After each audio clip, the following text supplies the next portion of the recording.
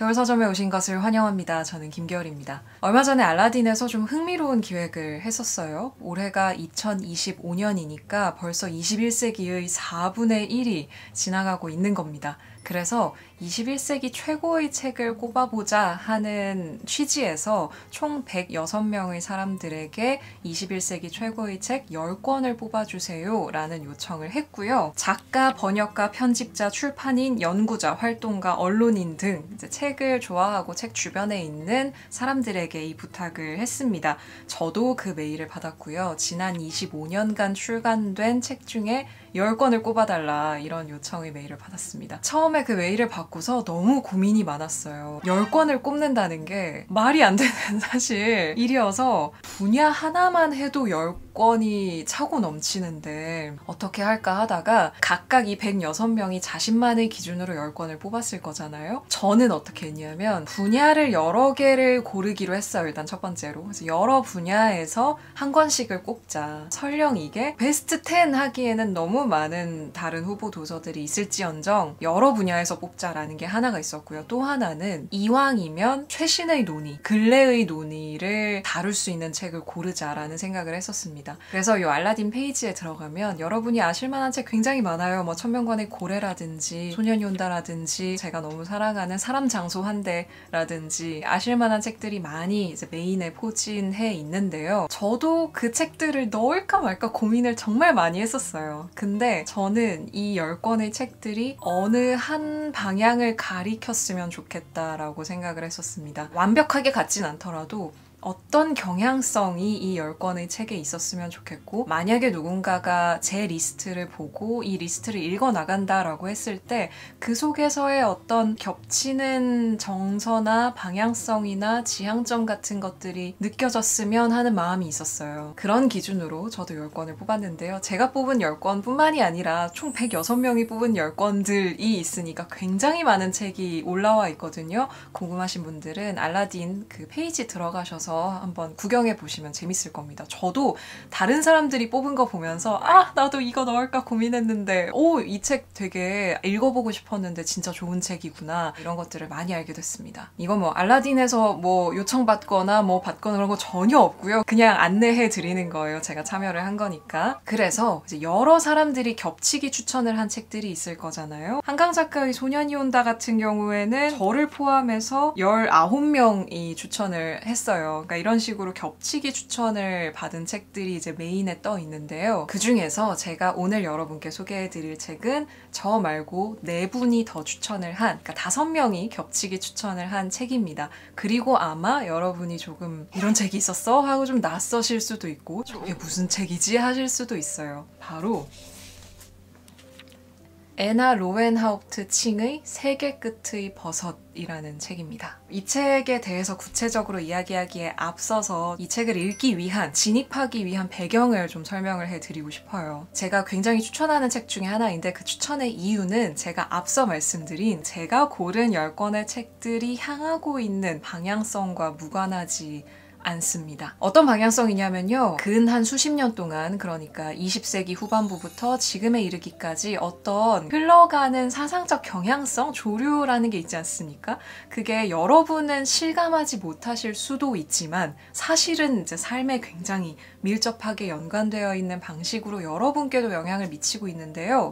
아주 크게 보면 인간 중심주의로부터의 탈피. 여기서의 인간 중심주의는 여러 가지 의미를 지니는데요. 말 그대로 동물로서의 인간, 그러니까 인간이라는 동물을 전체 지구의 가장 독보적이고 유일한 종으로 생각하는 그런 식의 인간 중심주의일 수도 있고, 또는 이 인간 중심주의에서의 인간을 남성, 백인 그런 식의 우리가 이제 표준으로 생각했었던 그 이전 시기의 인간, 특히 이성을 가지고 사고하는 주체로서의 인간으로 본다면 이제 그것으로부터의 탈피일 수도 있고요. 이런 식으로 여러 의미에서의 인간 중심주의로부터의 탈피가 과학이 됐든 인문학이 됐든 오늘 소개해드리는 문화인류학이 됐든 여러 방향에서 이루어져 가고 있어요. 여러분 이게 어려운 개념이 아니죠. 계속 들어보세요. 예를 들어서 동물의 감정에 대한 책이 나온다든지 나무의 네트워크에 대한 책이 나온다든지 인간이 아닌 생명체에 대한 여러 가지 이야기들이 출판계에서 많이 쏟아져 나오고 있어요. 거기에 더해서 제가 물고기는 존재하지 않는다를 추천했을 때 미리의 서재에서 물고기는 존재하지 않는다 김겨울 에디션이 나왔었는데요. 제가 거기에 그런 얘기를 썼어요. 결국 이 이야기는 무엇에 대한 이야기냐?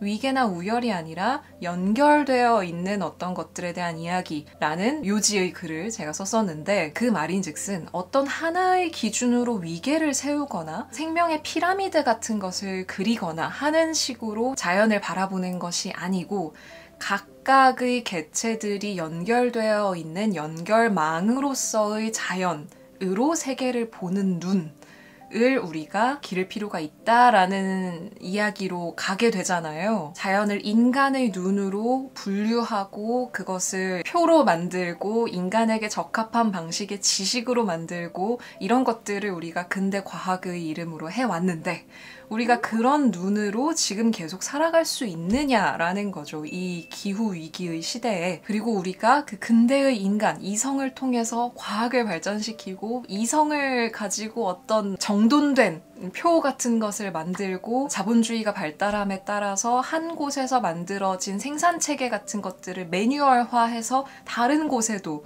그것을 똑같이 적용하는 식으로 확장성을 만들고 플랜테이션 농장 같은 것들이 있겠죠. 이를테면 어디를 개간해요. 그러면 거기를 싹 밀어버리고 인간이 필요로 하는 작물을 전체를 심는다든지 하는 식으로 우리가 인류 문명의 찬란한 발전을 해왔는데 이것이 계속 지속될 수 있는 방식인가?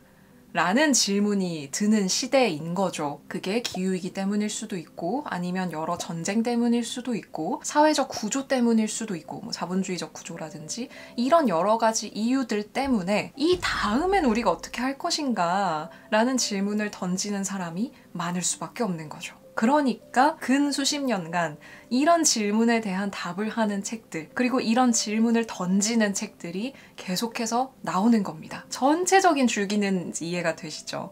제가 지금 굉장히 넓게 얘기를 했는데 사실은 세부적으로 들어가면 구체적인 이야기들이 이미 많이 나와 있습니다. 철학적으로 가게 되면 포스트 휴머니즘, 객체지향 존재론, 신유물론, 행위자 네트워크 이론 뭐 이런 등등의 것들이 있고 그 중에서도 예를 들어서 행위자 네트워크 이론의 사상가로 불리는 브리노 라투르 같은 경우에는 이 알라딘 추천 메인에도 브리노 라투르의 책이 추천이 됐어요. 그래서 저도 보려고 생각을 하고 있는데 이 존재 양식의 탐구라는 브리노 라투르의 책도 이 21세기 최고의 책에 포함이 됐거든요. 그래서 그런 식으로 이제 철학적 사상의 발달도 있고 환경에 대한 논의들 혹은 뭐 페미니즘에 대한 논의들, 노동에 대한 논의들, 동물권에 대한 논의들 여러 가지들 우리가 지금까지 메인스트림이 아닌 주변부라고 생각했던 것들의 관점을 보는 그런 식의 책들도 많이 나왔죠. 그리고 그런 것들이 여러분의 삶에도 또 저의 삶에도 알게 모르게 자연스럽게 스며들거나 아니면 사회적인 사건으로 드러나거나 그런 부분들이 있었을 겁니다. 예를 들어서 이런 거 있죠. 어렸을 때 과학 시간에 뭐 배우셨습니까? 세포 안에 뭐가 들어있죠? 미토콘드리아가 들어있잖아요. 그리고 식물 안에 뭐가 있죠?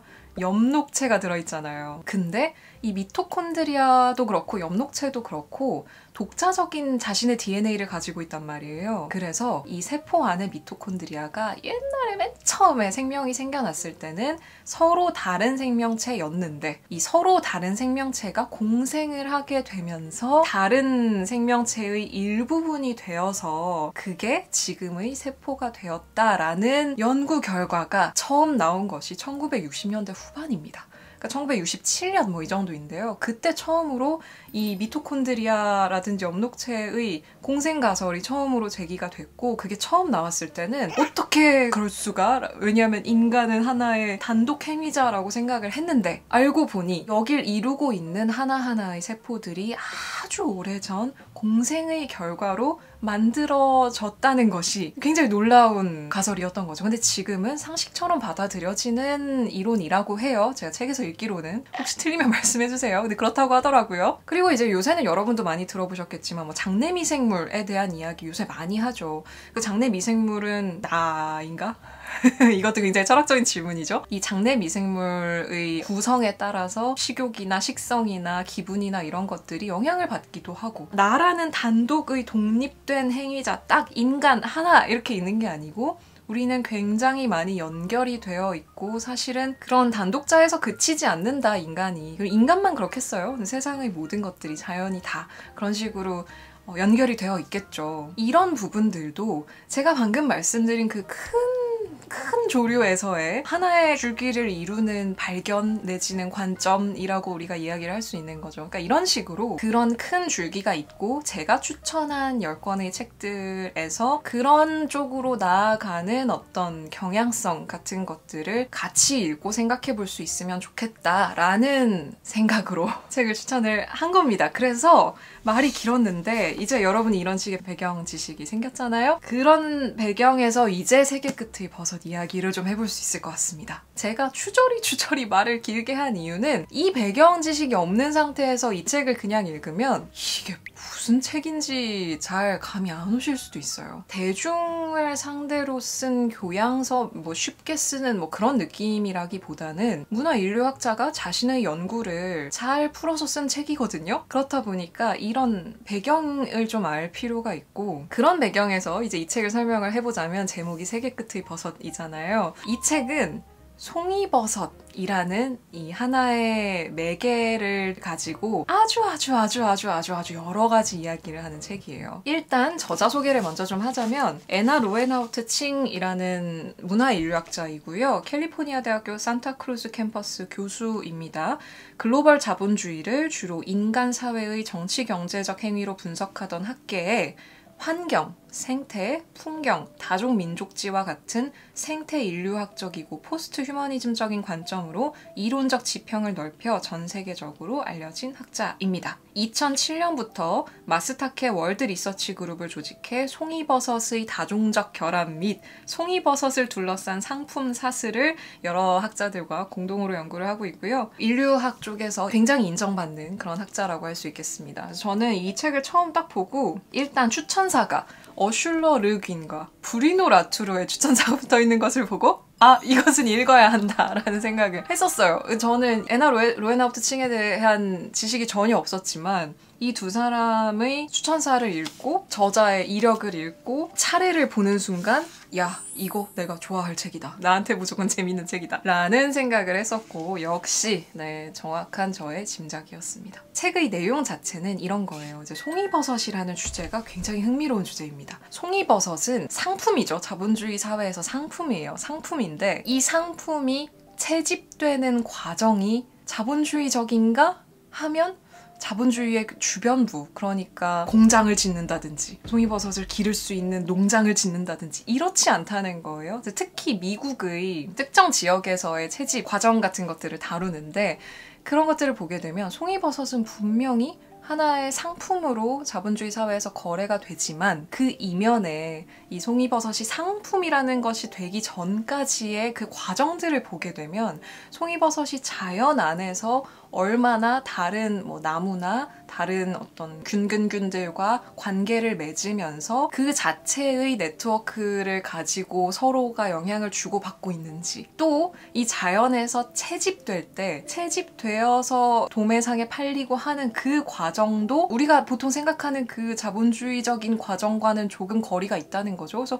그 과정이 또 얼마나 많은 상호작용과 마주침의 과정인지, 그리고 송이버섯을 관리하고자 하는, 살림을 관리하고자 하는 그 인간의 욕망이 있을 거 아니에요. 근데 그런 것들은 또 얼마나 역사적으로 복잡하고 국가마다 다른지, 자연 안에서도, 그리고 이 채집 과정에서도, 그리고 송이버섯의 사후 관리에서도 그 모든 부분에 있어서 이 송이버섯이라는 소재는 굉장히 신기한, 재미있는 소재인 거죠. 그래서 이 송이버섯을 시작으로 해서 채집인들의 다양한 인종군이 있어요. 백인도 있고 몽족도 있고요. 미엔인도 있고 있고 일본계 미국인도 있고 중국계 미국인도 있고 그러니까 여러 종류의 사람들이 채집을 하는데 서로 다 다른 이유로 채집을 해요. 그리고 뭐 중간 이제 구매자가 있고 뭐 현장 중개인이 있고 이런 식인데 그런 그 과정들을 추적을 쭉 하면서 결국은 자본주의의 주변부, 그러니까 우리가 전형적으로 생각하는 생산 방식이 아닌 사실은 굉장히 많은 자연과의 얽힘이나 서로 간의 역사적 배경이나 이런 것들이 구체적으로 만나는 그 주변부에서의 일들이 번역이 되어서, 그러니까 여기서 번역은 언어적 번역이 아니고요. 문화적 번역, 자본주의적 번역, 과학적 번역을 통해서 우리가 생각하는 주류의 제도 안으로 들어오는지, 어떻게 그런 식으로 이게 작동을 하는지를 보는 거예요. 그래서 제가 몇 군데를 좀 읽어봐 드리면 여러분이 감을 좀 잡으실 수 있을 것 같은데, 여기서 굉장히 중요한 개념들이 있어요. 이를테면 마주침, 오염, 패치, 그다음에 패치의 배치, 번역, 여러 가지 개념들이 나오는데요. 일단 배치에 대한 부분을 잠깐 읽어드릴게요. 배치는 유용한 개념이다. 생태학자는 때로 고정되고 제한된 함의를 갖는 생태적 공동체를 벗어나 배치로 관심을 돌렸다. 하나의 배치 안에 존재하는 여러 생물종이 어떤 방식으로 서로서로 영향을 끼치는지는 결코 정해져 있지 않다. 라고 하면서 배치에서는 의도치 않은 조율 패턴이 발달한다. 그런 패턴을 알아차린다는 것은 다양한 삶의 방식이 모여 빚어내는 시간적 리듬 및 규모의 상호작용을 지켜본다는 뜻이다. 이 책이 하는 일이 바로 이 의도치 않은 조율 패턴을 추적하는 일입니다. 송이버섯이 촉발하는 의도치 않은 조율 패턴들이 있어요. 이를테면 숲을 관리하는 과정에서 산불이 난 게 오히려 송이버섯을 나게 하는 과정이 될 수도 있고, 수종에 따라서 또 환경에 따라서 송이버섯이 굉장히 여러 가지 흥미로운 배치들을 가지게 되는 거예요. 그런 식으로 그 각각의 패치들이라고 하는데요. 그 패치들이 보기 좋은 위계를 가지고 있는 게 아니고 어떤 배치들을 가지고 있다라는 거예요. 예기치 않은 마주침 같은 것들이 발생을 하기도 하고 거기서 어떤 상호작용이 발생을 하고, 그래서 또 중요하게 나오는 개념이 구제축적의 개념이에요. 아주 쉽게 얘기하면 자본주의가 호섭하지 못하는 어떤 완전한 주변부, 이를테면 뭐 물, 땅 뭐 이런 거, 이런 것들이 어떻게 자본주의적으로 번역이 돼서 상품이 되고 생산 과정의 일부가 되느냐, 공급 사슬의 일부가 되느냐를 들여다보게 되면 그 주변부의 것들이 여러 가지 어떤 과정을 통해서 생산성이 있는 노동의 결과를 거친 상품이 되더라는 거죠. 사실은 자본주의의 많은 부분이 그런 것들에 의존을 하고 있잖아요. 이를테면 우리가 쓰는 스마트폰에 들어가는 어떤 재료를 우리가 생각하기로는 하청업체가 있어서 인부들을 시켜서 이렇게 캐오고 그럴 것 같잖아요. 그리고 실제로 그렇겠죠? 근데 어떤 재료들은 그냥 어느 지역에 사는 어린 아이들이 그걸 주우러 다닌다는 거예요. 그런 식으로 자본주의의 주변부의 것들이 이제 어떤 번역 과정을 거쳐서 생산품이 되게 되는데, 그러한 과정도 이 책에선 굉장히 심도 깊게 들여다보고 있어요. 그게 또 저자의 주장 중에 하나이기도 해요. 이를테면 이런 얘기를 해요. 자본주의 그 자체는 상품과 사람을 전 세계적으로 모집하면서 배치의 성격을 띈다. 그러나 자본주의는 또한 부분들의 합으로 제한하는 기묘한 장치인 기계의 특성이 있는 것 같다. 이 기계는 세계를 자산으로 바꾸기 위해 생활 환경을 번역한다. 그래서 이런 식의 번역의 과정이라든지 아니면 뭐 자본주의적 소외 같은 것들에 대해서도 굉장히 심도 깊게 논의를 하는 책입니다. 그러니까 자본주의의 극복에 대한 책이기도 해요, 이 책은. 그래서 자본주의에 대한 굉장히 심도 있는 분석도 진행을 하고 있고요. 근데 그렇다면 이 서로 다른 패치들의 배치 속에서 그럼 우리가 이 배치를 탐구함으로써 이것이 어떤 유토피아적 목표가 될 수 있을까? 라고 물어볼 수 있잖아요. 그러면 우리가 자본주의의 어떤 한계, 지금의 생산의 지속 불가능한 방법의 한계를 느낌으로써 그러면 우리가 유토피아적 지향으로 서로가 서로의 상호작용이 이루어지는 식의 다양성의 패치의 세계로 가야 되는가? 라는 질문에 있어서 이 저자가 성급하게 그것을 유토피아적으로 다루지 않아요. 저는 그 점도 되게 좋았거든요. 이런 얘기를 하는 거예요. 구제축적은 차이의 세계를 드러낸다. 차이의 세계에서 서로 대립하는 정치는 연대를 위해 설계된 유토피아적 계획을 쉽게 받아들이지 않는다. 각각의 생계 패치는 그 자체의 역사와 역동성을 가진다. 그리고 다양한 패치에서 창발하는 관점을 가로지르면서 축적과 권력을 향한 분노에 대해 함께 토론하고자 하는 욕구는 자동적으로 생성되지 않는다. 그러니까 예를 들어서 송이버섯 채집인은 여러 종류의 사람들이 있다고 말씀드렸잖아요. 그럼 그 사람들은 각각의 다 서로 다른 역사적 배경을 가지고 있기 때문에 이 사람들이 어떤 우리가 송이버섯의 어떤 연대를 합시다 라는 어떤 쉬운 유토피아적 전망을 받아들일 수 없을 거라는 거죠. 그 사람들은 다 서로 다른 배경이 있기 때문에. 그리고 동시에 여기서 말하듯이 이런 식의 그 구제 축적이라든지 거기서 발생하는 권력을 우리가 한번 논의해보자 라고 하는 이런 시도는 저절로 발생하지 않는다는 거예요.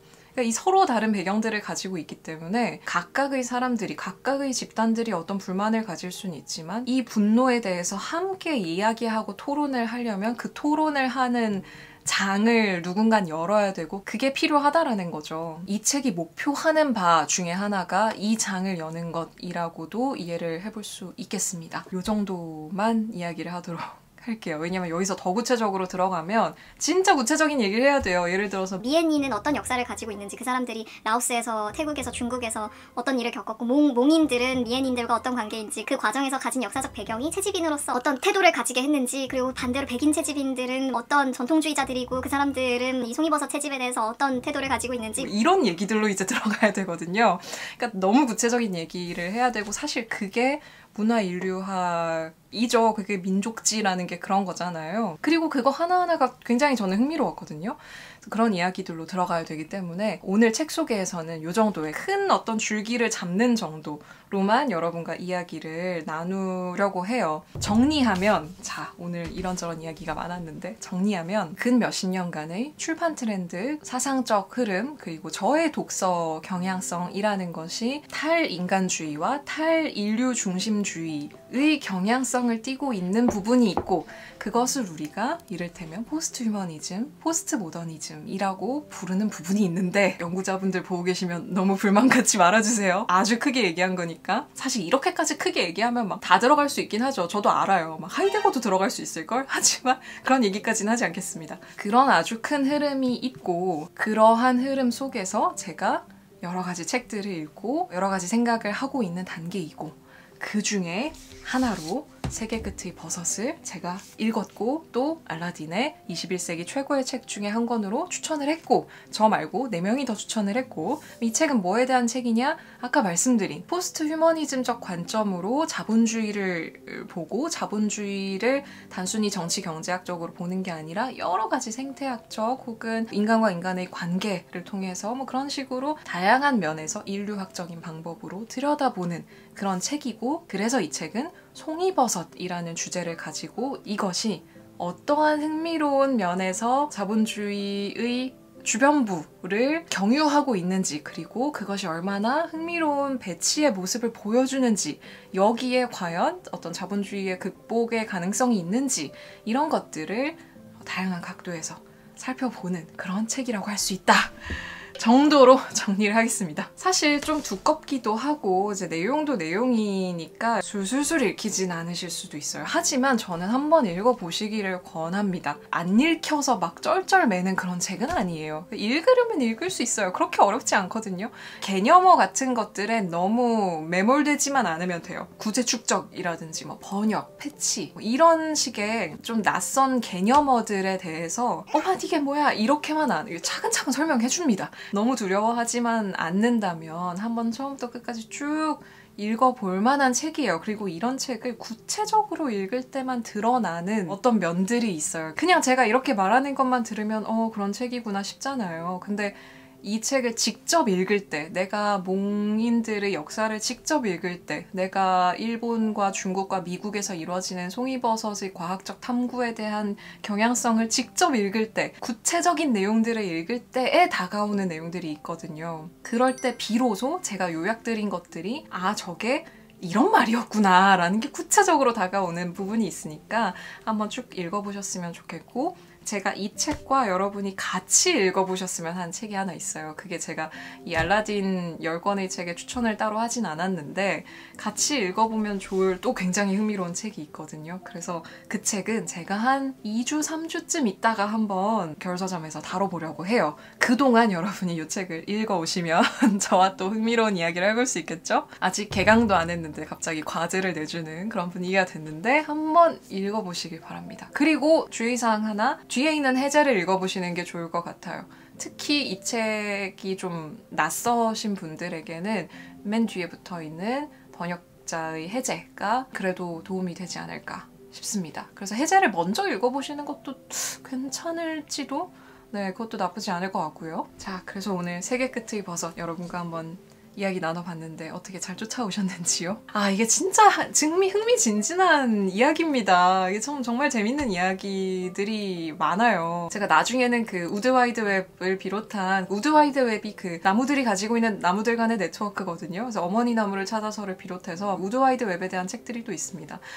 그래서 그 책들을 다음에 또 한번 언젠가 몰아서 같이 한 3-4권 정도를 이야기를 또 해보고 싶어요. 그래서 제가 요 몇 년간 가지고 있는 관심사에 대해서도 여러분과 솔직하게 한번 이야기를 나눠봤고요. 제가 그쪽의 철학을 조금 더 이제 들여다보고 싶은 마음이 있긴 한데 아까 말씀드린 포스트 휴머니즘, 객체지향 존재론, 신유물론, 행위자 네트워크 이론 이런 것들 제가 책은 사놨어요. 에서가 특 책은 다 사놓습니다. 일단 책은 다 사놔요. 책은 다 있어요. 책은 있는데 지금은 제가 전공에 좀 열심히 몰두를 해야 되는 시기이기 때문에 저 이제 논문 써야 되거든요. 논문도 논문이고 일단 종합시험부터 봐야 됩니다. 그래서 지금 시험 공부도 해야 되고요. 논문도 이제 구체적인 주제도 좀 확정을 해야 되고 당분간은 전공에 좀 집중을 하고 차후에 다른 철학적 관심사에 대해서는 차차 이야기할 기회가 있을 거라고 생각합니다. 여러분 그때까지 겨울서점 구독해 주실 거죠? 자, 오늘 이야기는 여기서 마무리하도록 하겠습니다. 오늘도 와주셔서 감사하고요. 다음에 또 만나요. 안녕. 꼭 또 만나요.